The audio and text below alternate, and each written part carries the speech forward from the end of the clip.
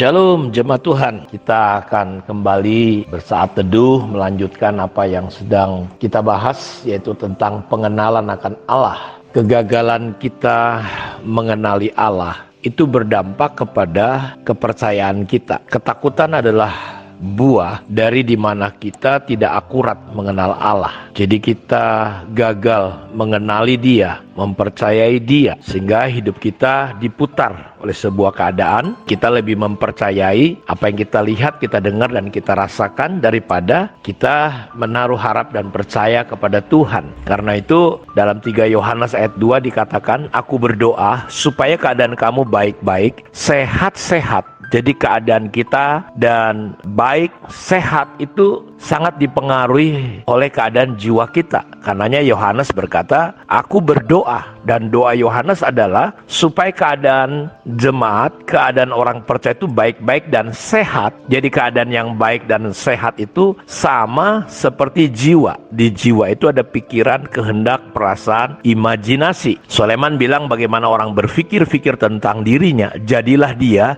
seperti yang dia pikirkan. Karena itu penting sekali di dalam pengenalan kita kepada Allah, pikiran kita, perasaan kita, pemahaman kita harusnya dipenuhi dengan pemahaman pengetahuan tentang Allah lebih daripada apapun. Persoalannya di hari-hari terakhir ini, di hari-hari pandemi ini, sayangnya seperti yang saya katakan kemarin, dunia telah dipenuhi dengan berita tentang corona, COVID-19, berapa banyak yang mati, macam-macam, dan berita itu memenuhi melebihi Tuhan, sehingga terkadang pemahaman kita, pemikiran kita seolah-olah saya percaya ada COVID-19, tetapi jangan kita anak-anak Tuhan atau gereja salah di dalam memahami dan memikirkan tentang masalah COVID. Karena itu saya pada kesempatan ini ingin coba mengajak kita mengenali Tuhan lebih daripada mengenali COVID-19.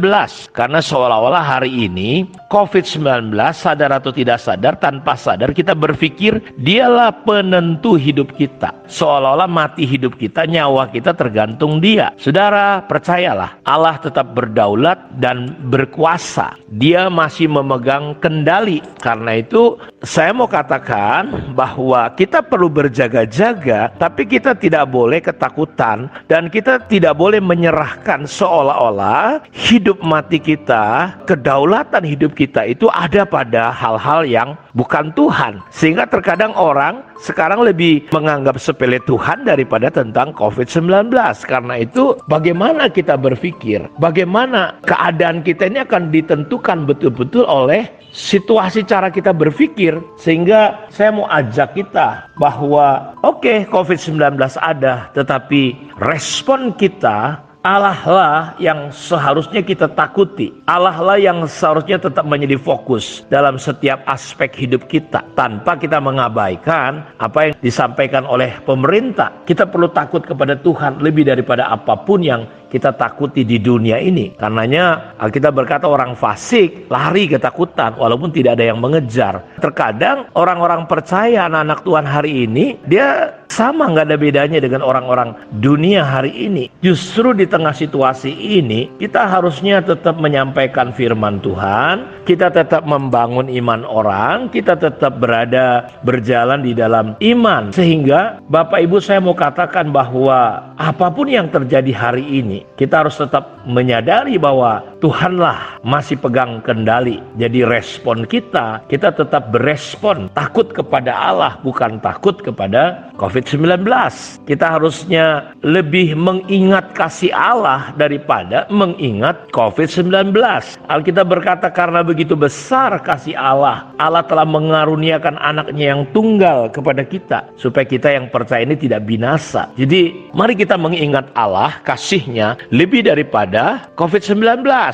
Karena kasih Allah yang luar biasa itu tidak mungkin terbalaskan sampai kapanpun dengan apapun. Jadi fokuslah kepada salib. Jadi jangan sampai seolah-olah kasih Kristus yang rela mati menggantikan kita manusia berdosa ini tidak cukup besar untuk mendorong kita berfokus pada Kristus. Kita tidak boleh mengarahkan seluruh fokus kita melalui ketakutan kepada keberadaan COVID-19.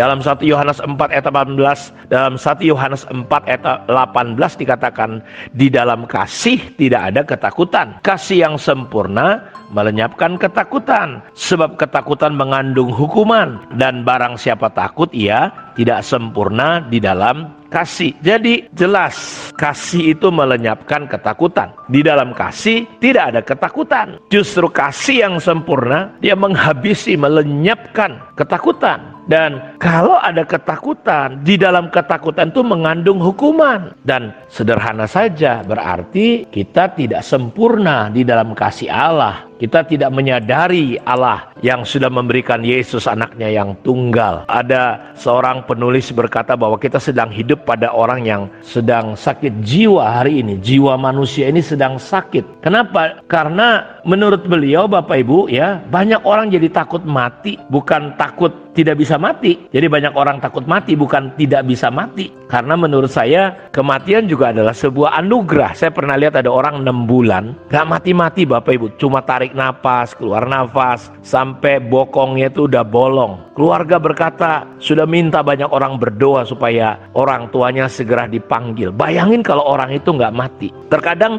pemahaman kita, ketidakmengertian kita kepada Tuhan, kepada firman-Nya ini membuat kacau-kacau gitu cara berpikirnya. Jadi banyak orang terkadang pengen terus hidup, yang nggak mungkin, Bapak Ibu. Kalau kita masih dipercayakan hidup, berarti masih ada tugas. Tuhan kasih kesempatan untuk kita mengerjakan panggilannya. Jadi banyak orang demi untuk panjang umur rela bayar apa saja. Jadi saya mau katakan bahwa inilah waktunya kita bertumbuh di dalam pengenalan kita kepada Allah. Tuhan Yesus berdoa bukan untuk dunia, dia berdoa untuk kita yang ada di dalam dunia. Dia mendoakan kita karena kita adalah milik Tuhan, milik Bapa di sorga. Dalam Yohanes 17 dikatakan, aku tidak meminta supaya engkau mengambil mereka dari dunia, tetapi supaya engkau melindungi mereka daripada yang jahat. Kuduskanlah mereka dalam kebenaran. Aku telah memberikan mereka kemuliaan supaya mereka menjadi satu sama seperti kita adalah satu. Supaya kasih yang kau berikan kepadaku ada di dalam mereka dan aku di dalam mereka, supaya penuhlah sukacitaku di dalam diri mereka.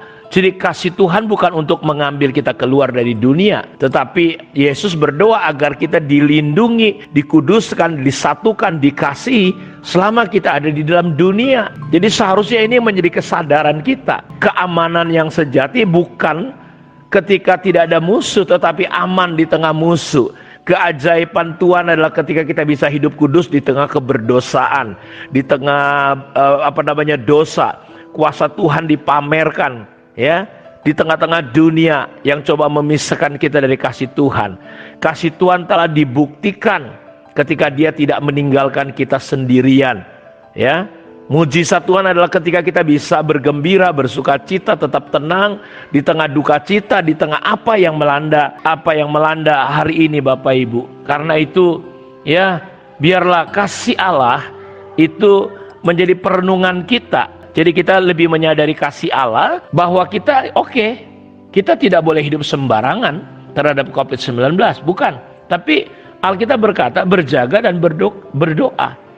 Ya, kita nggak boleh punya sikap tidak peduli dan mengabaikan bahwa kita sedang ada di pandemi. Itu juga perbuatan tidak bertanggung jawab. Tapi Bapak Ibu, kita harus ingat, kita jangan dikalahkan oleh virus yang kecil ini. Masa depan dan perjalanan dunia tidak disetir, dikuasai oleh COVID-19, tetapi oleh Allah Sang Pencipta. Dia pencipta kita. Hidup kita tidak ditentukan oleh corona, tetapi di tangan Allah Sang Pemegang hidup. Karena itu kalau saudara sedang dengarkan ini, ada saudara yang kena COVID-19, jangan kau berpikir bahwa itu akan bawa kematian. Tidak. Ya, ada rencana Tuhan. Kita tidak dipanggil untuk merespon kepada satu keadaan, tetapi kita dipanggil untuk merespon kepada Tuhan. Kondisi yang mungkin tidak ada menjadi alasan untuk kita tidak melakukan. Jadi tidak ada alasan untuk kita tidak memberitakan pemberitaan Injil. Paulus berkata, beritakanlah firman, siap sedialah baik tidak baik waktunya. Nyatakan apa yang salah, tegurlah dan nasihatilah dengan segala kesabaran dan pengajaran. Dalam 2 Timotius 4 ayat 1 dan 2. Jadi Paulus menulis kepada Timotius menjelang hari-hari kematiannya bahwa dunia ini sangat membutuhkan Kristus. Karena itu jangan pernah berhenti, ya, melakukan apa yang harusnya kita lakukan sebagai anak-anak Tuhan. Justru ini momentum, kesempatan untuk kita bersaksi. Kiranya Tuhan memberkati kita semua. Shalom.